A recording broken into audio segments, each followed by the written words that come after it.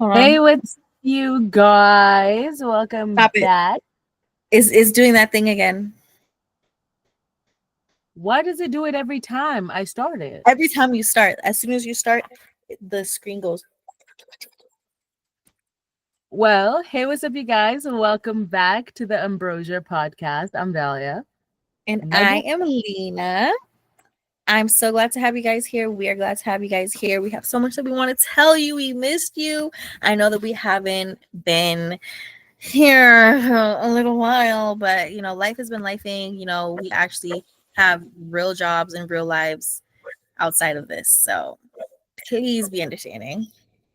And we always appreciate y'all being so understanding and loving and showing up for us every single time. So it's always much appreciated spending a little time with us. But today, y'all, first of all, I put it on. I got my little Kenya Mm-hmm. earrings. Doesn't she look so cute? She looks so Guys, yes. She looks like a baddie, like a baddie. Mm-hmm. am I gagging you guys? Are you guys going into anaphylactic shock? Giving Oh wait, face. that would mean they're allergic. Oh, Anywho's crazy. up? Going to please, Lena, segue us out of this. Save us. So, what I really wanted to talk to you guys about today, kind of does relate to some things that have been going on in both of our personal lives, things that we've witnessed within our friends and family, and actually pertains to a lot of the conversations that I've been having lately about alcohol consumption. Guys, YouTube, please don't flag us.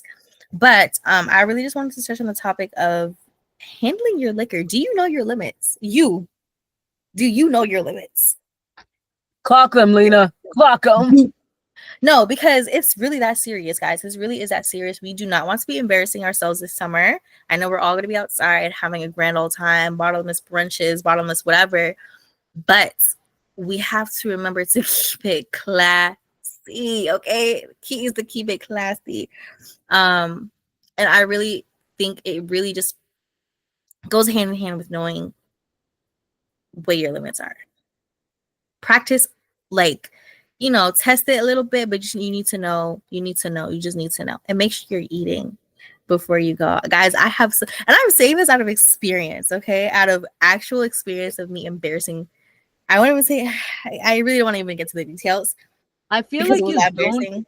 I feel like you don't embed. I mean, Lena and I have been friends. Dude, we've been friends like. Do you realize our friendship is about to hit a decade? Isn't it crazy? Our friendship is about to hit a decade soon. I can't Oh believe my I've been talking to God. your little bitch ass for that long, She though. loves it over here. She loves it over Yeah, here. doing. She loves it over here. She really does. But yeah, I mean, no, you've seen me be just stupid and drunk before, and I've seen you be stupid and drunk. I think we've seen each other at some interesting, very interesting stages. But y'all, I'll say something about Lena is the reason why she's the one talking about this topic today and not me is because Senor Den Julio had me acting a Fulio one too many times. um, I clocked the meter of foolery a little too far. And granted, one time, the worst time, I forgot I was on antibiotics. So if you guys are on antibiotics, don't have a beverage or two because that is gonna be literally the last for the night. You're gonna black out. Literally, It says it on the no, bottom, but guys, it had a little martini glass, and I said, "Word, what's a no, little line across from it?" Like, yes, like not. I thought it was no martinis. I didn't know it was no bevs. I was like, I have a whiskey sour. and the thing is that we have the same amount of drinks at this point. So, and I think she had mentioned that she was taking antibiotics. I just didn't remember in that moment. Like, I don't remember. I don't really remember. We have the same amount of drinks, but my girl was like, she was just not acting like herself. Like, I know how many drinks it takes for her to act a fucking fool, and I was just confused. But we had to lock in. We were in crisis, and I had to lock in. We had to lock in. Okay, one way or another. I was gonna get my bitch to lock it because what? So much was going on. So much was going on that night. It felt the longest. Wait a minute. Why are Longest. you talking about lock in? I was never locked out. I never had the key. I that night started with me never having the key. So telling me to lock in, I was like, I don't even know what that is. You weren't even in this dimension. Dude, it literally, if we're talking about drinking responsibly, which is what's giving the beginning of this podcast right now. Y'all know that, you know, actually, y'all don't know, I've changed my ways. I've actually very English guy, Fafa. But Mm. hey, just because I don't speak English, it just happens. But it's like reducing your intake when you're around people you don't like. And that is advice that I'm not going to trademark because I got it from Lena. Because Lena has seen some crises in the past that have only become crises because I was around people I didn't like. Right, right. And And I'm telling you, I'm so sorry to interrupt, but I'm saying like this only comes from years of experience being around her and like just literally always being around her. Like we were lit, we were having fun, whatever, and just noticing a pattern of behavior in my friends. Like you gotta peep shit. You gotta peep shit. Like I know how she is. Like when she's late, like, she's a vibe, cool ass bitch. Like we could vibe, we could dance, we could kiki. It's a good time. But if I notice like if she's around people that trigger her or go out of their way to trigger her while she's lit, like it's a recipe for disaster. So I think after one time I told her like just don't drink around people that trigger you.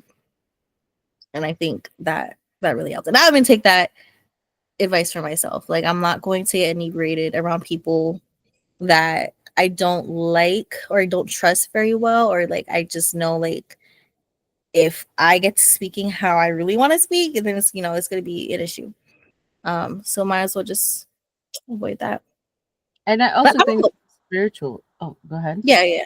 No, but also I don't know like what kind of I feel like I don't know what kind of drunk I am. I feel like I just be happy. I just want to dance. I just be wanting to catch a vibe. You're very like touchy, not in like a weird way, but like a very like you hold on to people. It's like Mm, you're gonna get lost. Like somewhere in your subconscious, you feel like you're not aware of your surroundings. So you'll hold on to people. Like one of our fabulous friends, Mr. Mustachio is what we're gonna call I knew him. you were gonna say He is Miyagi.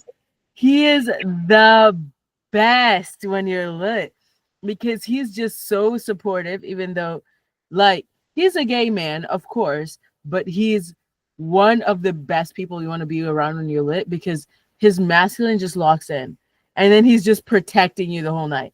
Like, you gotta pee, he's like, the ladies' line is too long and he knows you too well. He knows you're gonna pee your pants. He'll be like, wake the way, make way, my girl gotta pee, and he's gonna hold guard. Like the man really kicks in when our boy is lit. Like he is the best. I mean, he tied her shoes. Granted, she didn't know she wasn't even in this realm. Jesus. At that, No, that scene that she wants bro, to hide so bad. bro, I don't even know. I don't Everything even we talk know. about, guys, has a video footage. I mean, not everything, but a majority of the things we talk about, there's video footage to back it. Will it ever been released? I No. most definitely pre-gamed too hard. I don't even have words. I don't even have words. The fact that Thames was there and I barely remember, like it was a concert. Jack Harlow and Thames were there. Weird. That it was fucking weird that I even wasn't even a combination. But Oh, okay. No, put a note in that at that point at my college, so she pulled up and she was hanging out and she was sleeping over. Jack Harlow. Oh, Bumblecut, my light fell out. But Jack Harlow was opening for Jack Harlow was the show. Thames was opening for him. That was when Thames yeah, didn't know about Afro beats like right, that. right, right. So the fact that this school had Thames open for Jack Harlow just shows how little they know about Thames. Because I remember when Thames went on stage, I don't remember a single piece of that Jack Harlow show. But when Thames At went on, all. I literally went, Lisan Al Gaib. Like, it felt like a religious experience. Now, for all those Dune watchers, you know, Lisan Al Gaib is like the messianic, like, it's the Messiah coming. Like, it's like the prophecy unfolding in front of everyone.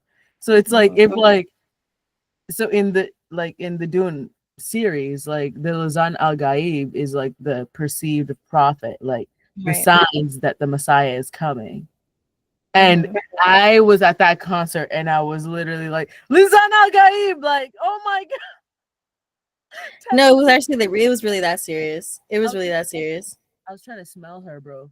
I was like, I couldn't smell her. It smelled like weed and alcohol because we were so far away, but I'd like to think that I did. Just a little whiff of out of my nostril hairs. I thought it was so funny how I was dancing. We were all dancing, but I was dancing with the whole group.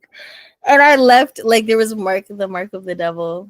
The mark of the devil, because everybody had the same fucking bruise.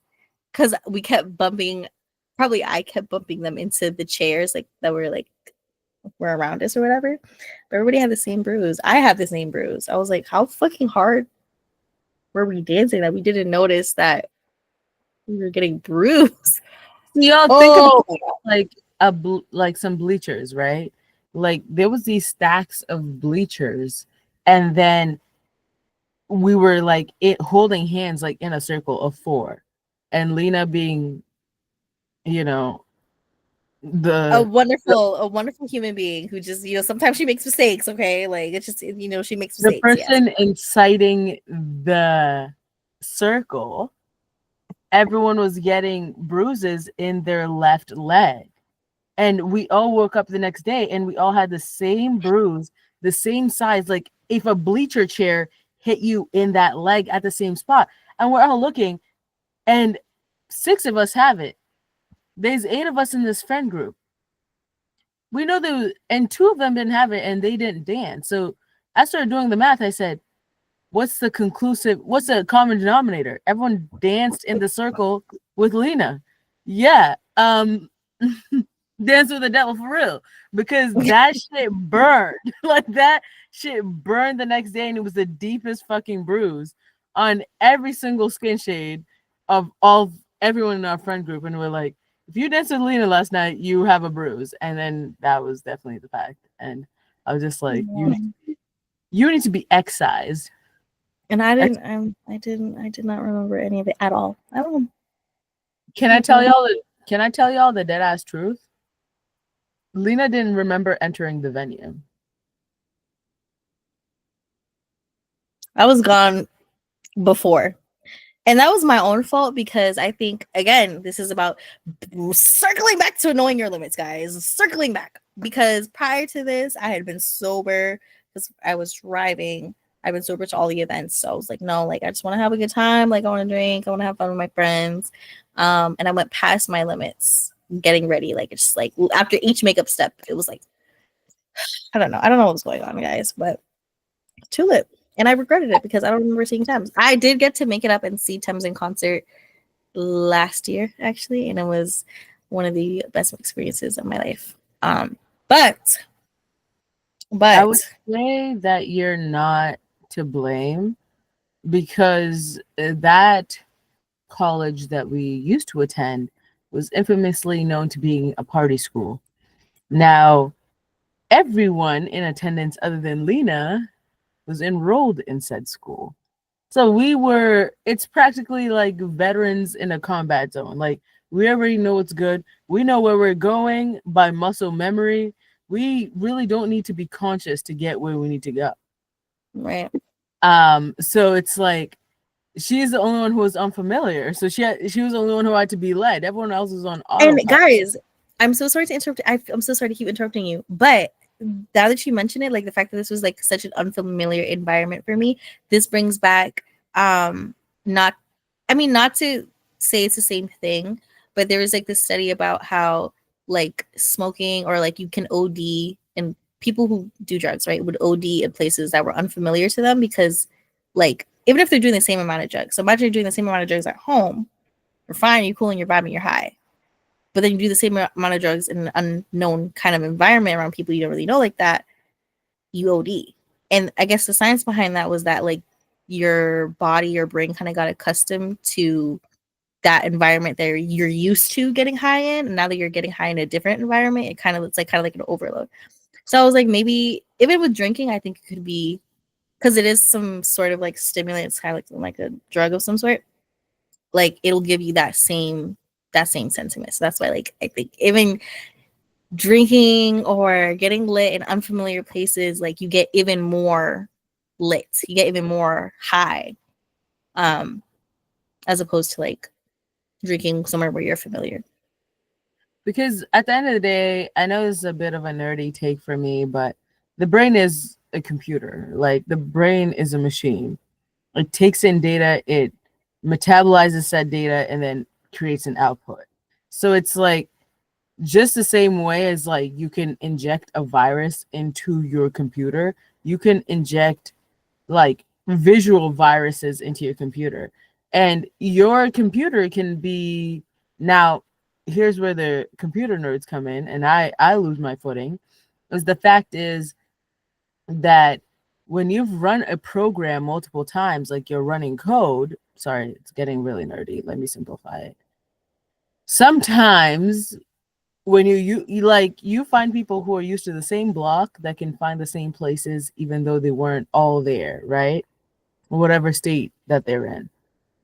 And Mm-hmm. it's kind of the same thing. Like we were all able to find her. Granted, mid-concert, I thought I lost Lena. She was right behind me. I walked the whole arena around clearly. Like I was like, oh, where's Lena? I looked at the right seats, all the seats that I thought she would be in every single section, and I got back and she was sitting exactly behind me. But that's like just that's a testament to how much I'm familiar with this area. So I can definitely feel you on that part where you're like, damn, I didn't know where the fuck I was at. Literally. Lit was that a little thing you threw Yeah, in there? did you catch that? Hey, like the video if you caught that, for real though. But yeah, it was definitely an experience. I could say now, well, right now I'm doing a diet where there's no alcohol involved. So, July 4th birthday. My birthday is coming up. Yeah. I will be sober for the next 75 days. Not that it was very hard. I don't drink like usually. I usually just drink socially anyhow. And like that's if and when, maybe. But yeah, like I think it's gonna be a good. I'm doing it for the next about 2 months. So I think it'll be good. Lena, do you have a cautionary tale for them? And Mhm. about Can that be the cautionary tale? I don't even want to. I really don't want to get into that. I don't think you guys are ready for that. no, I don't you think don't I'm ready. you don't have to, but I'm just saying, like the takeaways from your cautionary tale. I really think the takeaway should be that, like at the end of the day, like Because don't be I don't want to like give them like, because obviously like we know something they don't, right. and we have things that we need to keep for ourselves. But it's like we want to educate y'all, and that's me and Lena's intention. Lena and I's intention is educating y'all in a way and through our experiences. All this podcast is, and if you're not very familiar with Ambrosia podcast, is that Ambrosia being the colloquial term. I think that's kind of crazy to say ambrosia is a colloquial term for the nectar of the gods, Right. because I mean everyone knows what the nectar of the gods is. But it's putting y'all on. Like I realize that we live in a generation that has a severe lack of personal experiences just for the fact that you can Google it online. And I feel like more people need a way to apply these experiences. And I feel like that's what this podcast is. So it's like when we can find a way to explain our stories in a way where, like we keep a P for the people involved, being considerate of other people involved, but also being able to give you the meat and potatoes of those experiences. I feel like that is practically the objective of this podcast. Or what do you think? No, I definitely agree. So I guess the meat and potatoes of this particular story would be like, honestly, slow and steady wins the race. You don't have to go so fast. Like, I know, like, when you're in the rush for, I think this would be going out for like the kiddos, because this was like early college days. Like, I feel like that goes for like a lot of kids in college when they first kind of get in there and they're like, oh my God, like all this freedom, like I don't know what to do. I don't know what to do with myself. I really think that just take it very slowly, very, very slowly, and keep it fucking classy. That is all I really want you guys to do. Keep it fucking classy. Whatever that means for you. Hold on. Elaborate on keep it fucking classy, because you are not the queen, but the king of keeping it fucking classy. When Lena is lit, if I can only like count on 2 fingers times that you've been lit, like throwing up around me. And it's not like throwing up you need help. It's like throwing up like you helped yourself. No, literally, that is it. No, it really is that, because sometimes for me, if it gets to that point where I'm throwing up, guys, like, it's because throwing up, all it really is that you need to get it out of your system. When you're lit, like, it's going to get out one way or another. So either you're going to throw up in front of all these people, or you're going to go to the bathroom like a fucking lady, wait for it to get out of your system, collect yourself, brush your teeth or whatever, and go back and have a good time. It's just really a matter of how you handle your business, because business needs to be handled one way or another.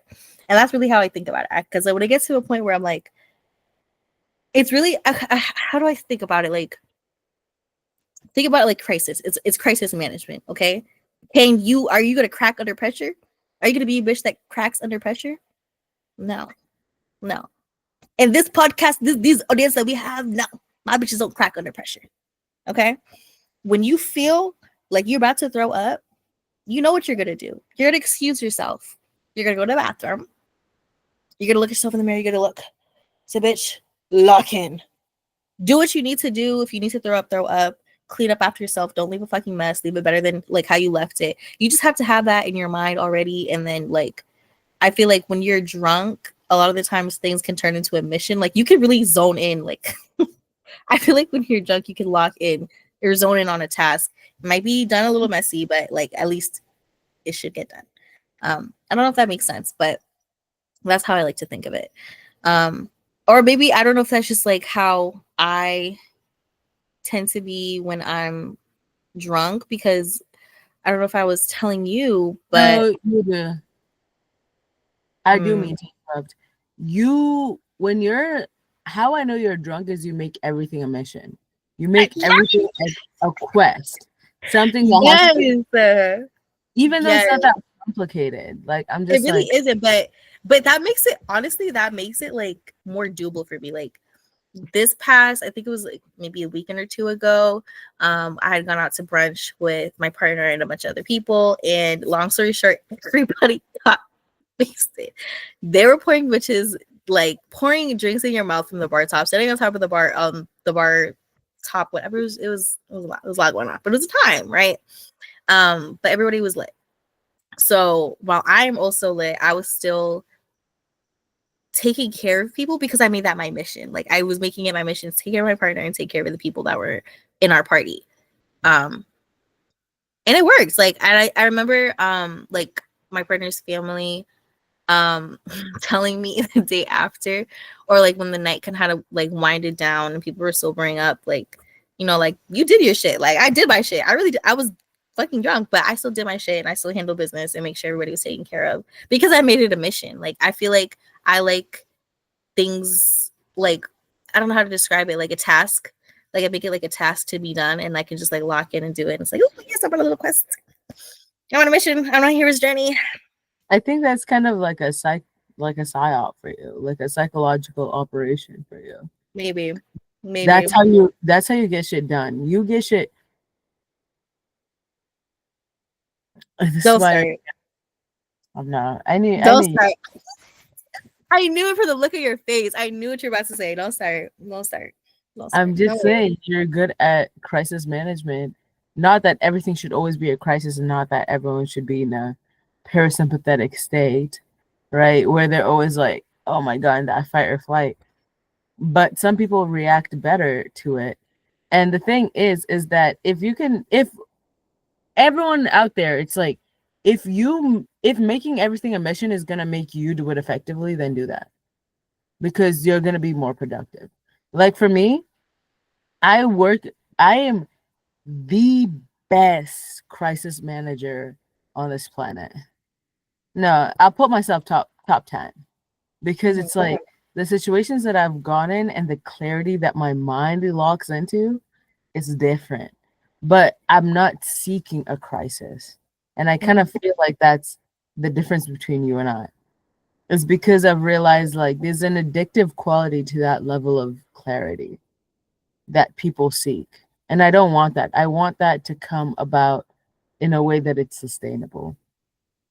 So, however that comes about for all of y'all, y'all are seeing two sides of the same coin, but it's like biohack yourself, like see what makes you more productive, and then use that as a launching off point for your daily activities that you need to do. True that. True that. I definitely agree.